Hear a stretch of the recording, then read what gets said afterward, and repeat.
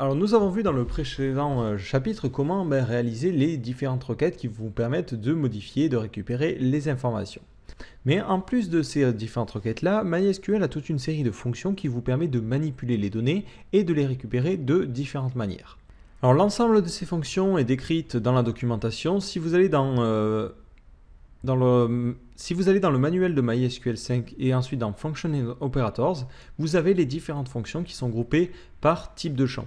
Donc suivant le type de champ que vous avez utilisé, si vous voulez savoir les fonctions qui sont disponibles, il vous suffit de sélectionner la documentation qui correspond. Donc moi ce que je vous propose c'est de faire un petit tour de ces fonctions-là, de ne pas toutes les voir évidemment parce qu'il y en a beaucoup, mais de voir les fonctions essentielles que j'ai l'habitude par exemple d'utiliser. Donc on va commencer par les fonctions qui ont attrait aux valeurs numériques.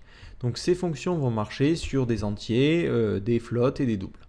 Alors, on est parti.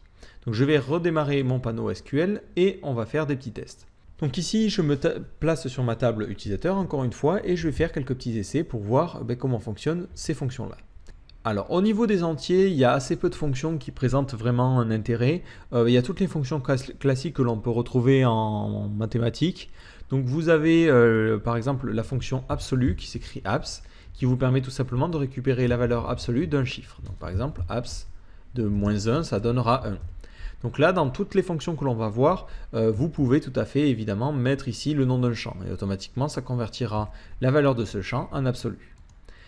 Vous avez les fonctions d'arrondissement classiques. Vous avez round qui vous permet d'arrondir un chiffre. Vous avez ceil qui vous permet tout simplement d'arrondir à l'entier supérieur. Donc si par exemple ici je mets 1.2, ça donnera 2.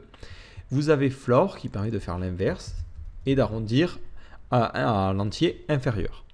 Donc vous avez ensuite toutes les fonctions qui ont attrait aux angles. Donc vous avez les fonctions cosinus, sinus et tangente, radian, degré, arc sinus, arc tangente et arc cosinus. Donc je vous passe les détails, mais c'est des fonctions qui ne sont pas vraiment utiles, sauf si vous travaillez avec des latitudes, des longitudes et que vous avez besoin de récupérer tous les points qui sont autour d'un angle, vous allez être bien content de l'avoir. Donc c'est quand même des fonctions qui sont là, donc c'est important de le savoir. Donc après, vous avez la fonction SQRT qui vous permet de récupérer tout simplement la racine carrée d'un chiffre. Pareil, il faut en avoir l'utilité encore une fois.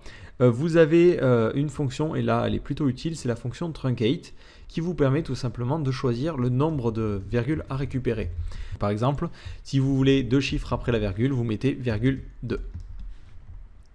Et automatiquement, hop, vous voyez que ça récupère que ces 2 virgules là. Donc c'est pas mal si vous avez comme ça des sommes qui donnent des chiffres pas forcément ronds. Et ensuite, la dernière fonction qui selon moi peut être utile, c'est la fonction modulo qui vous permet tout simplement de récupérer le reste de la division, par exemple de 6 par 4. Donc là, hop, vous faites cette fonction-là et ça vous sort le reste. Par contre, ce n'est pas forcément une fonction qui est très très utile dans le sens où vous pouvez déjà utiliser la valeur mathématique. Par exemple ici, 6 modulo 4, ça me donne de la même façon un reste qui est égal à 2. Donc vous pouvez utiliser aussi le symbole modulo.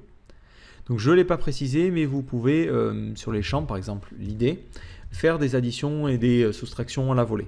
Par exemple, vous pouvez dire je veux récupérer l'idée plus 2. Et automatiquement, vous voyez que ça récupère l'idée incrémentée de 2. De la même façon, moins 2 ou n'importe quelle fonction. Voilà, donc c'est tout ce qu'il y a à savoir. Au niveau des numériques, c'est relativement simple. Il n'y a pas vraiment de fonctions qui présentent un intérêt majeur, mais c'est important de savoir qu'elles sont là et de savoir comment elles fonctionnent, parce que le jour où vous en aurez besoin, vous serez bien content de les connaître. Donc voilà, donc rendez-vous dans le prochain chapitre où nous allons parler des fonctions qui ont attrait tout simplement aux chaînes de caractères.